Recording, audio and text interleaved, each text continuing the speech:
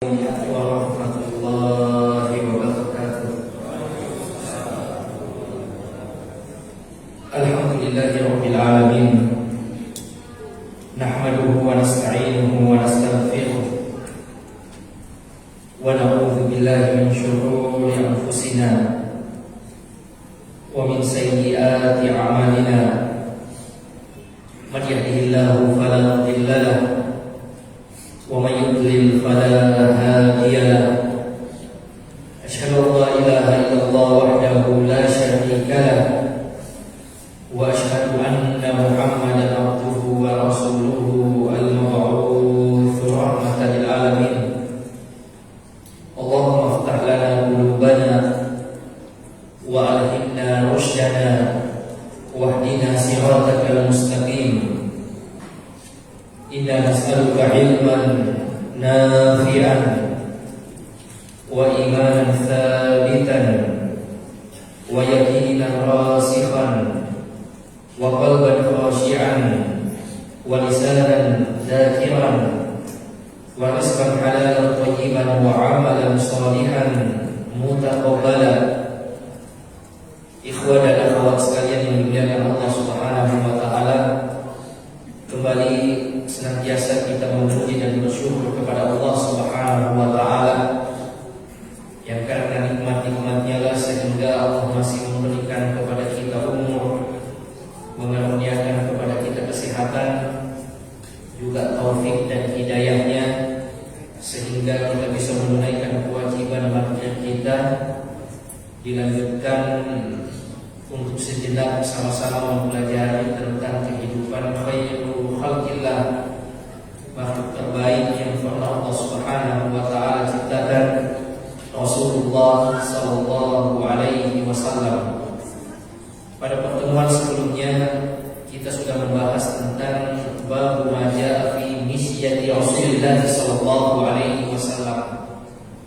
Bab tentang cara jalannya Rasulullah sallallahu alaihi wasallam, yang kesimpulannya bahwa Rasulullah sallallahu alaihi wasallam berjalan sesuai dengan petunjuk Al-Qur'an. Di antara petunjuk Al-Qur'an dalam berjalan yaitu tidak berjalan dalam keadaan sombong. Wala tamshi fil ardi marha. Janganlah engkau berjalan di atas permukaan bumi ini dengan sombong. Justru Al-Quran memerintahkan kepada kita untuk berjalan dengan tawadhu, jalan dengan sederhana. Dan ini di antara ciri orang beriman yang Allah Subhanahu wa taala sebutkan di dalam Al-Quran, bahwa orang beriman itu alladzina yamshuna 'alal ardi hauna, mereka yang berjalan di atas permukaan bumi ini dengan kerendahan hati, dengan sederhana. Dan di antara wasiat Luqman Hakim yang wasiatkan kepada putranya, waqsid fi masyyika, pertengahanlah dalam melangkah, tidak lambat, tidak loyo, bukan juga orang yang berjalan terburu-buru. Rasulullah sallallahu alaihi wasallam pertengahan, beliau energik, beliau cepat dalam berjalan, tetapi cepat yang proporsional.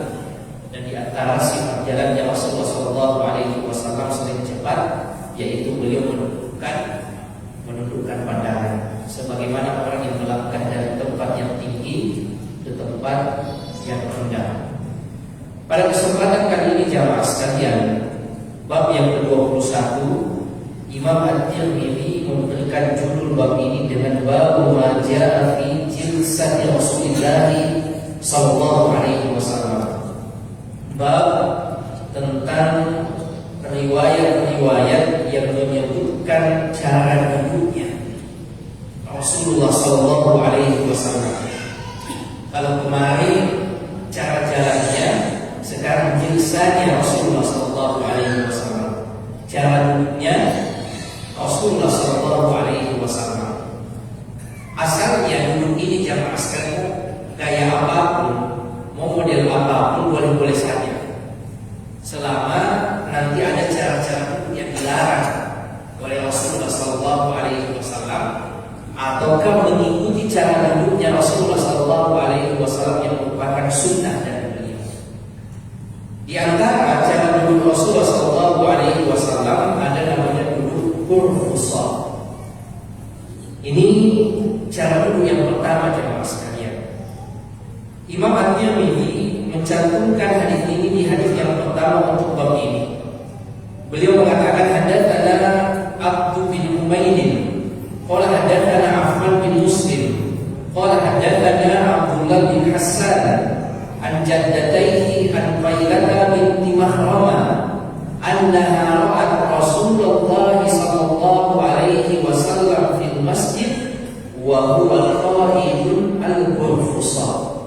Ada seorang sahabiah namanya Jin wa huwa qa'idun al-Qurfusa, duduk dengan model yang namanya Qurfusa. Qala falamma ra'aytu Rasulullah sallallahu alaihi wasallam al-mutakhashshi'a fi al-jilsa wa'idtu min al-faraq.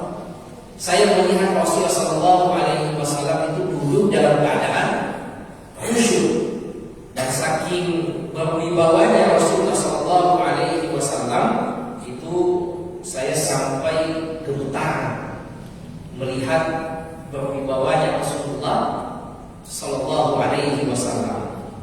Dan keterangan sahabiah ini jamaah sekalian, beliau menyebutkan bahwa Rasulullah sallallahu alaihi wasallam duduk dengan cara kurfusa.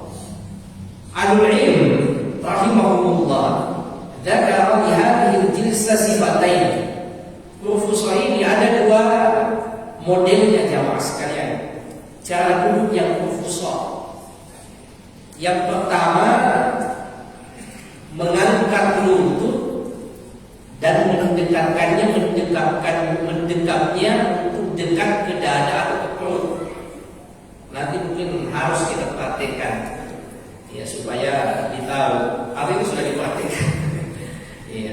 Cara yang kedua jamaah sekalian, ya, seperti duduk tasyahud dan membungkukkan sedikit badan ke depan. Ya. Ini model kurfusa, dan Rasulullah sallallahu alaihi wasallam pernah dilihat oleh seorang sahabi yang duduk di masjid dengan duduk cara seperti itu. Ya. Kurfusa yang pertama jemaah sekalian, modelnya seperti ini. Saya nggak tahu bahasa Makassarnya apa ya, tapi kalau bahasa Bugisnya itu makan berutu. Oh, di depannya. Iya. Jadi seperti ini. Iya. Biasa kan kalau kita duduk santai. Iya, ikat seperti ini. Atau yang model yang kedua seperti orang tasyahud. Sisa duduk saya coba. Nah, itu Rasulullah sallallahu alaihi wasallam itu biasa duduk seperti itu.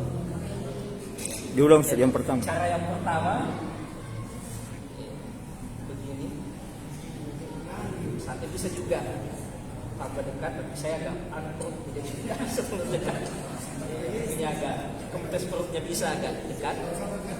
Ya, karena ada nanti cara duduk yang kedua yang mirip, yang agak jauh. Ya, kalau kurfusa itu dia agak dekat.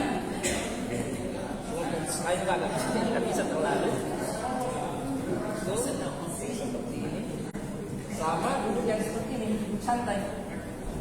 Ya. Santai begini, santai biasa kita. Jelas ya? Ahwatnya nanti dilihat ki. Ya. Biasa juga kita lakukan ini. Ya, itu cara duduk kurfusa jamaah sekalian. Nah, ini bisa saya dilakukan kalau kita duduk santai. Ya, kita biasa dalam kondisi-kondisi yang tidak terlalu formal. Ya, duduk santai bisa seperti itu. Kecuali dilarang pada saat mendengarkan khutbah Jumat. Meskipun hadisnya diperselisihkan oleh ulama kita, sebagian ulama kita memandang hadisnya tidak sahih. Di antara alasannya Ibnu Umar itu pernah mendengarkan khutbah Jumat dalam keadaan seperti itu tadi. Tetapi al-khuruj ila khilaf aula, keluar dari khilaf itu lebih utama, sebaiknya dihindari. Apalagi di antara ilahnya, kata ulama kita kenapa dilarang berpuasa itu memancing orang untuk tidur. Saking harusnya orang fokus kalau mendengarkan khutbah Jumat, itu hindari hal-hal yang bisa memancing orang untuk ngantuk, apalagi sampai tidur. Nah, cara duduk fuso itu bisa memancing orang untuk ngantuk. Duduk serius saja kita duduk bersila. Biasa orang tidak itu kalau khutbah Jumat. Maka bagaimana lagi kalau sudah duduk seperti itu tadi, dan bisa dilihat kadang orang yang duduk seperti itu memang tidak lama setelah khotib itu khutbah sudah dia juga sudah pergi ingatannya. Nanti biasa bangun kalau khotib juga sudah turun.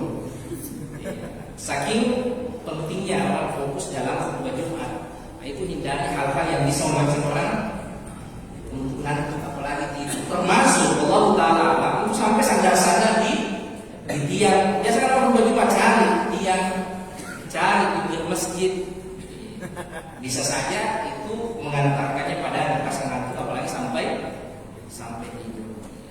Menegur saja orang pada saat imam sudah berkhutbah itu tidak boleh. La kauta, engkau sudah sia-sia dengan Jumatmu. Padahal ini menegur. Diam, ada orang yang mengganggu katakan diam saja, itu tidak boleh. Maka bagaimana lagi dengan yang melakukan perbuatan yang lain? Yang kadang biasa di daerah itu atau di masjid-masjid, dia tunggu selesai khutbah Jumatnya baru masuk. Dia cerita di luar sambil merokok. Pas khutbah kedua baru siap-siap semua. Mau turun khatib baru mereka semua masuk masjid. Padahal khutbah Jumat ini sangat sakral dalam sekalian. Interaksi yang boleh hanyalah interaksi khatib dengan makmum. Khatib bisa menegur makmumnya atau makmum bisa menegur khatibnya kalau ada salah. Tetapi sesama makmum, sesama mustami pendengar khutbah itu tidak boleh. Harus fokus, makanya tidak dibenarkan khusus pada saat mendengarkan khutbah. Ada pilihan di luar saat mendengarkan khutbah Jumat, itu boleh-boleh saja. Ini duduk-duduk santai yang juga dilakukan oleh Rasulullah Sallallahu Alaihi Wasallam. Nah, ini cara duduk yang pertama, namanya kufuso. Apa bahasa kasarnya? Duduknya seperti itu. Oh, iya. Kemudian ada cara duduk yang sama jamaah sekalian, namanya al-ihtiba. Cara duduk hampir sama tadi, cuma dia agak jauh. Kalau kufuso itu tadi agak mendekat. Kalau ihtiba itu ya agak jauh. Bahkan orang Arab itu kadang tidak menggunakan tangannya, tetapi dia menggunakan kain biasa yang dia ikat. Kain yang diikat di punggung, kemudian disambung ke lututnya depan. Jadi dia enak, terutama biasanya penghafal Quran. Penghafal Quran kalau beroja seperti itu, ya sudah, kalau dia sudah ikat punggungnya sama lututnya dengan kain, sudah sambil begini-begini dia beroja. Berapa jam itu sampai kemudian selesai hafal. Orang Yaman, orang India, orang Suriah, itu biasa seperti itu. Bangsa-bangsa memang yang terkenal dengan hafalannya, orang Syanabi, orang Italia. Itu kalau beroja biasa malam hari, apalagi kalau malam ujian, itu biasa sudah dia ikat dirinya dengan kain, baru kemudian dia beroja. Itu namanya duduk ihtiba. Bisa juga dengan menggunakan tangan, tapi kalau kita lama biasanya capek, makanya mereka ikat dengan kain. Ada memang kainnya kadang dijual, terutama di Yaman ada jenisnya memang itu dijual, dipakai. Biasa kita lihat yang pernah umroh di Masjid Nabawi, di Masjidil Haram, biasa ada anak muda yang dulu seperti itulah diajar dan beroja. Itu namanya duduk ibadah. Rasulullah Sallallahu Alaihi Wasallam pernah melakukan yang demikian, sebagaimana hadis yang disebutkan oleh Imam At-Tirmidzi. Hadatsana Salamah bin Syadidin qala hadatsana Abdullah bin Ibrahim Al-Madani qala hadatsana Ishaq bin Muhammad Al-Ansari an Ubayd bin Abdurrahman bin Abi Sa'id an abihi an jaddihi Abi Sa'id Al-Khudri qala, dari Abu Sa'id Al-Khudri beliau mengatakan, kana Rasulullah idza jalasa fil masjid ihtaba biyadayhi. Rasulullah sallallahu alaihi wasallam itu kalau duduk di masjid, beliau biasanya duduk dengan duduk ihtiba, dengan menggunakan kedua tangan. Jadi ini kebiasaan Rasulullah kalau duduk dengan sahabatnya di luar waktu sholat tentu saja, ya duduk dengan sahabatnya, duduk santai sebagai cerita itu biasa duduk dengan ihtiba seperti itu. Sebagian ulama itu tidak membedakan antara ihtiba dan khusuk sama saja. Sebagian membedakan. Memang caranya hampir sama. Nah, ini model duduknya Rasulullah SAW. Hadis yang lain jamaah sekalian, Imam At-Tirmidzi menyebutkan hadatsana Sa'id bin Abdurrahman Al-Makhzumi wa ghairu wahid qalu hadatsana Sufyan an Az-Zuhri an Abbad bin Tamim an ammihi annahu ra'a an-nabiy sallallahu alaihi wasallam mustalqiyan fil masjid wa bi ihda rijlaihi 'ala al-ukhra. Rasulullah sallallahu alaihi wasallam pernah baring-baring di masjid wa bi ihda rijlaihi 'ala al-ukhra, sambil meletakkan satu kaki di atas kaki yang lainnya. Ini juga biasa dilakukan oleh Rasulullah SAW. Kadang-kadang beliau baring-baring santai di masjid, bukan baring untuk tidur, karena baring untuk tidur ada adab khusus dari Rasulullah SAW. Bagaimana cara tidurnya itu ada tersendiri kalau malam, ya, kalau mau tidur. Tetapi kalau sekedar tidur santai, ya kadang-kadang kita akan capek untuk duduk, ya, mau bareng-bareng di masjid meluruskan badan. Rasulullah SAW juga melakukan hal yang demikian. Beliau meluruskan badannya sambil meletakkan satu kakinya di atas kaki yang lain. Ya, jadi tidak mengapa jamaah sekalian, ya tidak usah dihilang juga kalau ada jamaah meluruskan badannya.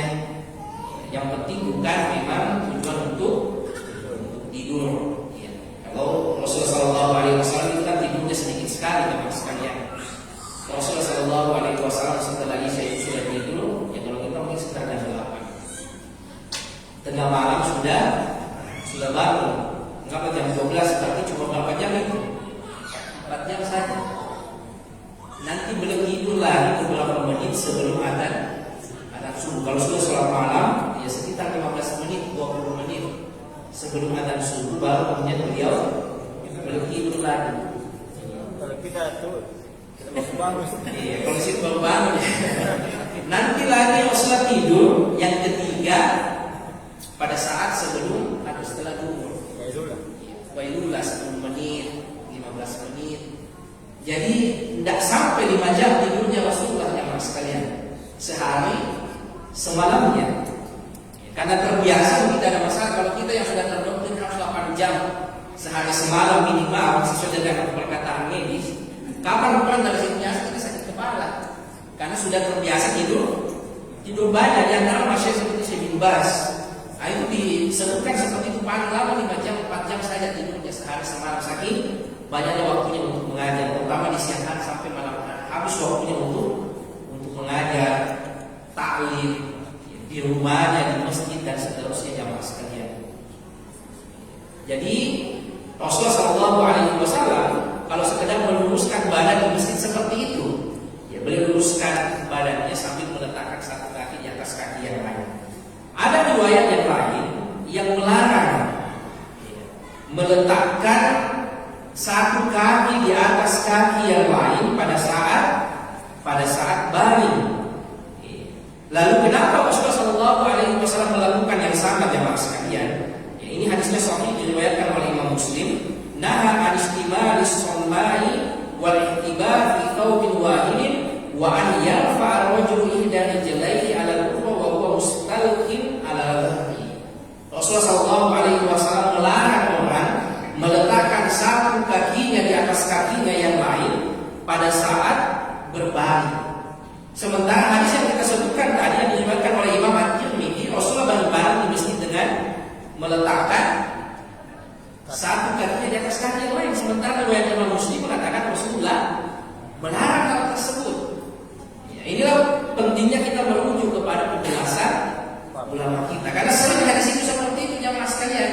Rasulullah menyebutkan bahwa berbekam itu membatalkan puasa, tetapi ada keterangan yang lain mengatakan Rasulullah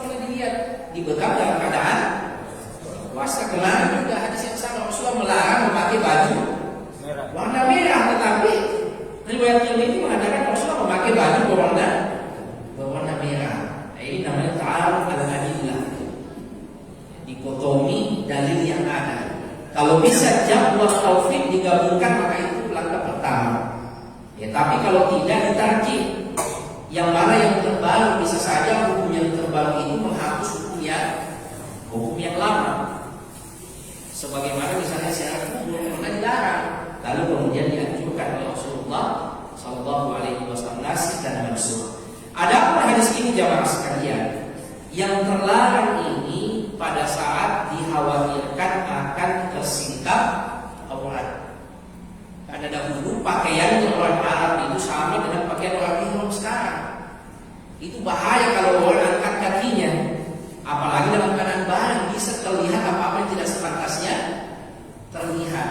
Tapi kalau tidak dikhawatirkan aurat itu tersingkap, maka inilah yang dilakukan oleh Rasulullah SAW. Ya, dan saya kira pakaian kita sekarang tidak ada lagi yang seperti pakaian Rasulullah dahulu yang pernah kita bahas, seperti hanya 2 helai kain yang dililitkan, satunya jadi sarung, satunya jadi kisah atau rida. Nah itu kita semua sudah alhamdulillah, kalau bukan celana, jubah itu rata-rata aurat sudah terjaga, ya, sudah tertutup dengan baik. Bagaimanapun gerakan kita dalam tidur biasanya aurat itu sudah aman. Makanya ini tidak mengapa. Yang dilarang dalam Sahih Muslim itu adalah pada saat kita tidur itu dikhawatirkan aurat akan tersingkap kalau kita mengangkat kaki di atas kaki yang lain. Apalagi kalau di lutut, nah itu kan kadang orang ada bayi itu dia seperti orang bersila tapi dalam keadaan bayi. Nah itu sangat potensial terlihat auratnya pada saat dia melakukan hal yang demikian, apalagi dengan pakaian yang dahulu. Ada model duduk yang lain yang tidak disebutkan oleh Imam At-Tirmidzi. Padahal ini juga sering dilakukan oleh Rasulullah SAW. Duduk apa itu? Duduk tarabbu, duduk bersila. Rasulullah SAW diriwayatkan di dalam Sunan Abi Dawud dengan isnadnya yang sahih. Qala kana Nabi SAW idza shalla al-fajr tarabba fi majlisihi hatta tatlu asy-syamsu hasna. Rasulullah SAW itu kalau sudah selesai sholat subuh, maka Rasulullah SAW duduk bersila sampai terbitnya matahari dengan baik. Jadi Rasulullah SAW kebiasaan beliau itu setelah selesai sholat subuh beliau tidak langsung ke masjid. Beliau duduk dengan cara duduk bersila, berpikir sampai kemudian matahari terbit hasna dengan baik. Jadi ya memang kalau duduk lama biasanya Rasulullah itu duduk bersila. Belum berpikir, itu duduk bersila. Ini yang tidak disebutkan oleh Imam At-Tirmidzi pada bab ini. Padahal ini juga dilakukan oleh Rasulullah SAW, disebutkan oleh Imam Abu Dawud di dalam sunannya. Ada duduk yang keempat yang tidak disebutkan juga oleh Imam At-Tirmidzi, yaitu duduk mutajaddiyan. Duduknya Rasulullah SAW saat ketemu dengan malaikat Jibril. Duduk hampir sama kali dengan yang pertama itu lutut dengan lutut ketemu, lalu tangan diletakkan di atas paha. Hadis Jibril yang sangat terkenal itu juga duduk yang biasa dilakukan oleh Rasulullah SAW. Dan inilah kata ulama kita duduk yang paling beradab, duduk yang paling khusyuk dan duduk yang paling beradab. Dan ini biasa dilakukan ulama kita kalau mau mendengarkan hadis.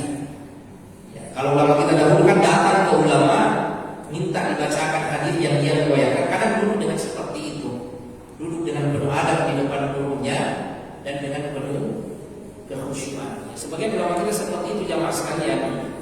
Saking hormatnya pada hari hadis. Sebagaimana Imam Malik, kalau ada yang datang bertamu ke rumah dia tanya dulu sebelum bukakan pintu, apa kamu datang sekedar bertamu cerita biasa atau mau mendengarkan hadis, mau mendengarkan ilmu? Kalau yang mengatakan saya mau mendengarkan hadis, maka dulu kata Imam Malik, mandi dulu, pakai pakaian terbaiknya, ya pakai parfumnya, baru buka pintu. Kalau mau belajar, saking dia muliakannya ilmu jamaah sekalian, makanya ilmunya berkah. Ya, kalau sekedar mau datang bertamu, mau cerita, mau konsultasi, maka dibukakan saja langsung silakan masuk. Tapi kalau yang ingin pelajari adalah hadis Rasulullah, yang ia ingin pelajari adalah ilmu, maka Imam Malik bersiap-siap dulu, mandi dulu, pakai pakaian terbaik, bersih-bersih dulu mandi, disambut tamunya jamaah sekalian. Saking hormatnya pada ilmu. Begitu juga dengan orang yang bertamu, datang dengan penuh adab, datang dengan duduk model yang dengan penuh adab. Nah, kalau kita sekarang kan jamaah sekalian, semua serba mudah. Kalau ada hadis cari di Google, cari di internet, dengarkan di YouTube dan seterusnya. Ya mudah, tetapi rasa-rasanya keberkahannya yang hilang. Dulu orang susah dapatkan hadis. Tapi berkah mereka jamaah sekalian. Pertama mereka memuliakannya, yang kedua mereka memang amalkan, bukan sekedar untuk ditahu, tetapi mereka mempelajari hadis itu untuk diamalkan. Nah, ini jamaah sekalian 4 model wudhunya Rasulullah Sallallahu Alaihi Wasallam: urfusa, ihtiba, tarabbu, dan mutajathiyah. Nah, ini bisa kita ikuti sebagai sunnah dari Rasulullah Sallallahu Alaihi Wasallam, mengikuti kondisi di mana kita berada. Kemudian jamaah sekalian, bab yang selanjutnya, bab majaa fi tuqaati Rasulullah Sallallahu Alaihi Wasallam. Bab tentang di mana tempat bersandarnya Rasulullah Sallallahu Alaihi Wasallam. Ini masih ada hubungannya dengan bab yang sebelumnya jamaah sekalian. Rasulullah Sallallahu Alaihi Wasallam itu biasa juga duduk dalam keadaan bersandar, duduk santai. Ya. Rasulullah Sallallahu Alaihi Wasallam disebutkan oleh Imam At-Tirmidzi di dalam hadis ini. Ya. Hadatsana Abbas bin Muhammad Ad-Duri Al-Baghdadi qala hadatsana Ishaq bin Mansur an Israil an Simak bin Harbin an Jabir bin Samurah qala ra'aitu Rasulullah sallallahu alaihi wasallam muttaqi'an ala wisadatin ala yasari. Saya melihat, kata Jabir bin Samurah, Rasulullah sallallahu alaihi wasallam duduk bersandar di atas wisada, di atas bantal di sisi kiri beliau. Jamaah sekalian, mungkin biasa ya lihat wisada, bukan bantal tidur. Bantalannya memang warna bantal duduk, modelnya seperti persegi 4, modelnya seperti kubus. Itu disimpan di samping biasa. Kalau mereka dulu itu sandar-sandar seperti ini. Nah itu ada biasa, itu kebiasaannya orang Arab sampai sekarang. Mau kemana pun itu biasa dia bawa di mobilnya jamaah sekalian. Ya, kalau mereka pergi berkemah, pergi minum-minum teh di padang pasir, ya biasanya mereka itu hamparkan karpet, lalu kasih keluar itu bantal duduknya, sambil mereka bersandar di bantalnya itu. Dan Rasulullah Sallallahu Alaihi Wasallam juga biasa melakukan hal itu jamaah sekalian. Biasa duduk di atas atau bertelekan bersandar di atas wisada namanya. Ya kalau kita kan ya tidak biasa dengan yang seperti itu. Ya, kalau di orang Arab itu, orang Arab yang biasa itu biasa tidak ada sofanya, hanya dihampa, di atasnya karpet, kemudian ada kursi kayak gabus, lalu kemudian bisa ada seperti itu.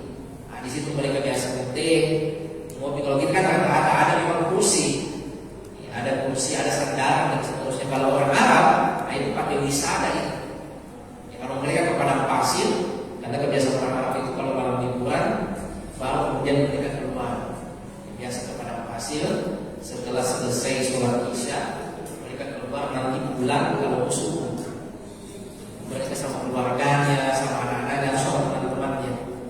Makanya orang Arab itu kalau hari liburnya itu biasa sepi kalau siang, karena mereka tidur semua rata-rata, karena malamnya tidak tidur. Ada yang penting dan seterusnya. Beda dengan pola hidupnya Rasulullah. Pola hidupnya Rasulullah Sallallahu Alaihi Wasallam yang justru beliau tidak suka begadang. Kalau tidak ada urusan, sudah isya sudah tidur, nanti bangun. Dan kalau orang Arab sekarang senangnya begadang. Makanya banyak sekarang orang Arab orangnya tidak tidak memiliki pola dengan baik, suka begadang, minumnya Pepsi, makanya usia 40 sudah muncul gula, sudah obesitas dan seterusnya jamaah sekalian. Kebalikan dari pola hidupnya Rasulullah SAW. Nah, ini jamaah sekalian, Rasulullah itu biasa duduk bersandar. Ada biasa setiap tempat itu bisa hanya lalu Rasulullah bersandar di sisi kiri. Kadang seperti itu. Nah, cuma ini tidak boleh pada kasus tertentu nanti. Kemudian jamaah sekalian, Rasulullah SAW hadis berikutnya hadatsana Muhammad bin Mas'adah qala hadatsana Bishr bin Al-Mufaddal qala hadatsana Jurair an Abdurrahman bin Abi Bakr an abihi qala Rasulullah SAW ala uhaddithukum bi akbaril kabair. Maukah engkau saya kabarkan dosa yang paling besar? Dan sekian banyaknya dosa besar adalah dosa yang paling besar. Sahabat mengatakan, "Bala ya Rasulullah, tentu saja ya Rasulullah, kami ingin tahu." Qala Rasulullah SAW mengatakan, "Al-isyraku billah."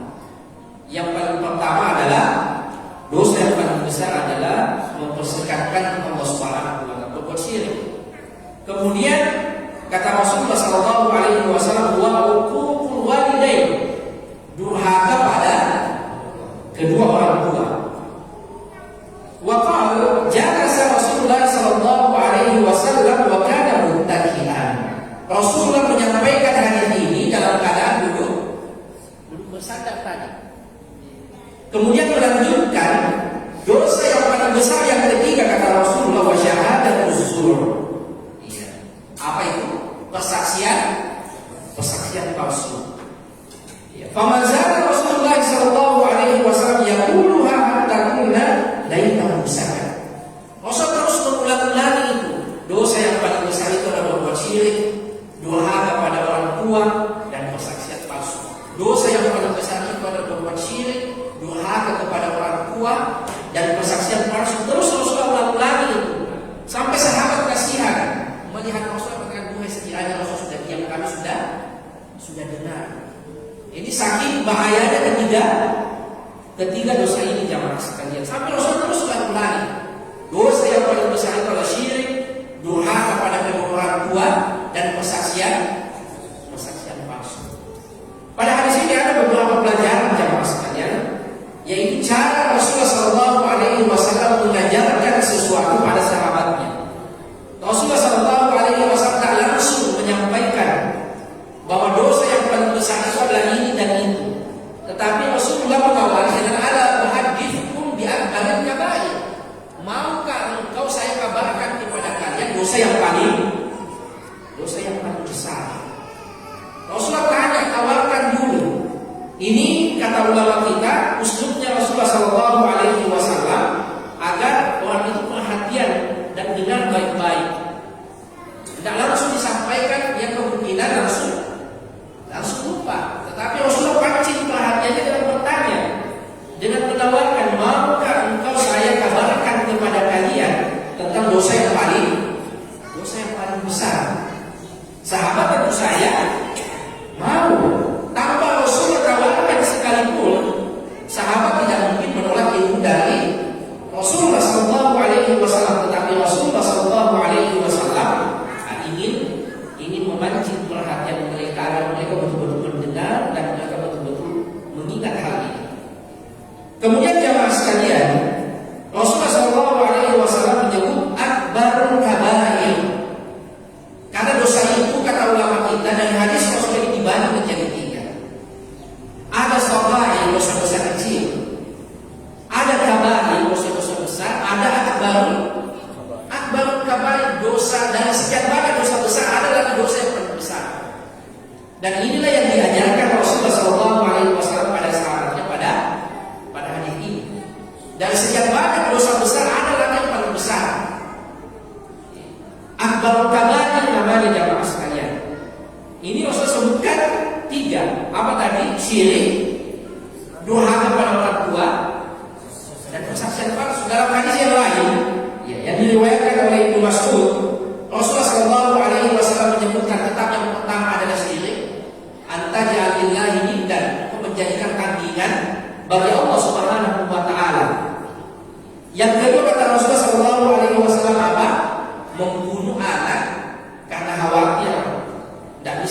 punya makan. Nah, ini dosa yang paling besar yang besar. Yang ketiga apa? Selingkuh dengan istri tetangga, berzina dengan istri tetangga. Sama dengan tadi, membunuh dosa besar, tapi membunuh anak sendiri. Karena khawatir masalah rezeki, tidak bisa dikasih makan, lalu makan sama-sama kita, maka ini menjadi dosa yang paling besar. Zina, selingkuh itu dosa besar, tapi selingkuh dengan istri tetangga sendiri, itu dosa yang paling besar dan sekalian. Dosanya lebih jahat. Karena tetangga itu seharusnya menjadi orang amanah. Tempat kita sama-sama menjaga, justru selingkuh dengan istri tetangganya sendiri. Makanya Rasul sebutkan sebagai akbar kabari, dosa yang paling besar yang seharusnya dia menjadi sandaran, malah pagar makan tanaman. Orang yang diberikan amanah, menjaga tetangganya, menjaga kerabatnya, justru menjadi orang yang zalim pada kerabatnya, pada tetangganya. Pada hadis yang kita bahas ini jamaah sekalian, Rasul tetap menyebutkan yang pertama tetap kesyirikan. Ini sudah merupakan hal yang mutlak maklum bahwa sekian banyak dosa tidak ada yang dalam dosa kesyirikan. Silakan dipilih kira-kira dosa paling jahat apa yang bisa dilakukan oleh manusia dalam sejarah umat manusia. Dosa yang paling besar itu adalah dosa kesyirikan. Kadang kala orang tua itu khawatir anaknya kalau terlibat pergaulan bebas, bagus tentu saja, tetapi kalau keluarganya orang tuanya masih terjatuh dalam kesyirikan, cenderung biasa-biasa saja. Cenderung dianggap sebagai sesuatu yang lumrah. Padahal ini dosa yang paling besar, yang tidak bisa diampuni oleh Allah Subhanahu wa Ta'ala kalau tidak diawali dengan taubat sebelum kita meninggal. Beda dengan dosa-dosa yang lain yang sekalian. Tahta masyiatillah, ia berada di bawah kehendak Allah Subhanahu wa Ta'ala. Insya'a adzabah wa insya'a ghafarahu. Kalau Allah menginginkan dia cuci dulu dosa itu baru diampuni, insya'a ghafarahu, boleh jadi Allah langsung mengampuninya. Tetapi untuk kesyirikan tidak diampuni oleh Allah Subhanahu wa Ta'ala, mesti dengan taubat. Kalau ada orang melakukan kesyirikan, ia tidak bertaubat sebelum meninggal, maka selamanya ia tidak akan diampuni oleh Allah Subhanahu wa Ta'ala. Yang kedua jamaah sekalian, keluarga. Ini merupakan hak manusia yang paling besar pada setiap kita jamaah sekalian setelah pemenuhan hak Allah Subhanahu wa Ta'ala. Makanya Allah Subhanahu wa Ta'ala berfirman, wa qad rabbuka alla ta'budu illa iyyah. Allah Subhanahu wa Ta'ala sudah menetapkan untuk tidak menyembah, tidak beribadah kecuali hanya kepada Allah Subhanahu wa Ta'ala. Wa bil walidayni ihsana, dan kepada kedua orang tua hendaknya berbuat baik, bukan malah sebaliknya jamaah sekalian durhaka pada kedua orang tua. Dan saya kira kita sudah sering mendengar tentang hal ini jamaah sekalian, bagaimana besarnya hak orang tua pada setiap kita, bagaimana keberkahannya orang yang berbakti kepada kedua orang tuanya. Kemudian yang ketiga jamaah sekalian kata Rasulullah, syahadatus zur, persaksian palsu. Ini juga yang banyak di sama kita jamaah sekalian.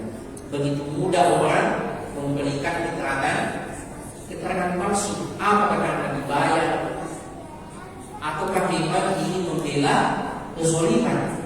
Padahal ini di antara dosa yang paling besar kata Rasulullah SAW. Wallahu ta'ala, termasuk di antara persaksian palsu adalah orang yang membeli ijazah. Dia tidak belajar, dia tidak pernah ikut ujian, atau beli ijazah sudah ada ijazahnya. Ini makanya ijazah itu kalau bahasa Arab namanya syahadah, persaksian. Orang yang membeli ijazah tidak pernah belajar, tidak pernah ujian, nah itu sejatinya adalah syahadat itu persaksian yang palsu. Dan ini diantara dosa yang paling besar. Ini biasa orang lakukan yang saya melihat bilang. Padahal Rasulullah SAW sampai berulang-ulang sekian kali jamaah sekalian, sampai sahabat kasihan melihat Rasulullah SAW. Dan syahidnya di sini Rasulullah menyampaikan hal ini dalam keadaan jalasan muqtadi'an. Rasulullah duduk bersandar. Ini menunjukkan betapa Rasulullah SAW itu memanfaatkan setiap momen untuk berdakwah, memanfaatkan setiap momen untuk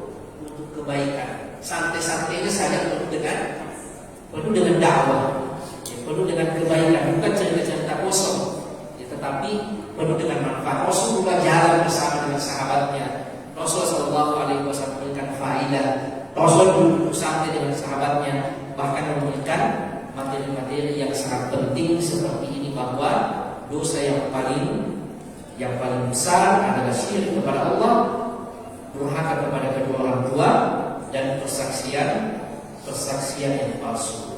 Ini dilakukan atau disampaikan oleh Rasulullah SAW saat beliau duduk bersandar. Kemudian jamaah sekalian, hadis yang terakhir pada bab ini ada dua hadis dan bunyinya hampir sama. Ada Syarif an Ali bin Akmar an Abi Juhaifa qala Rasulullah sallallahu alaihi wasallam, dari Abu Juhaifa Rasulullah sallallahu alaihi wasallam mengatakan, amma ana fala aqulu muttaqian. Adapun saya, kata Rasulullah sallallahu alaihi wasallam, tidak makan dalam keadaan bersandar. Jadi kadang biasa kita lakukan itu jemaah sekalian, sandar-sandar sambil kemudian makan cemilan. Kebiasaan orang pegang laptop itu baru bersandar begini sambil kemudian makan cemilan. Nah, itu Rasul tidak lakukan yang seperti itu. Makanya ulama kita menyebutkan makruh karena bagian dari adab. Setiap larangan pada bab adab itu tidak sampai haram, tidak sampai berdosa, tetapi jatuhnya adalah makruh. Sebaiknya ditinggalkan. Dalam hadis yang lain bunyinya sama, la aklu muttaqian. Kata Rasul, saya tidak makan dalam keadaan bersandar. Nah, ini biasa dilakukan oleh orang-orang yang sambil sandar sambil kemudian dia makan. Kadang-kadang makan makanan yang kecil. Itu tidak dilakukan oleh Rasulullah Sallallahu Alaihi Wasallam. Alasannya kenapa jemaah sekalian? Ada tiga. Yang pertama dari aspek kesehatan. Kata Imam Ibnu Qayyim, orang yang makan dalam keadaan bersandar, itu tidak lancar itu makanan itu lama. Karena orang makan kan harusnya lurus badannya, tapi kalau bersandar itu kan miring jengkok.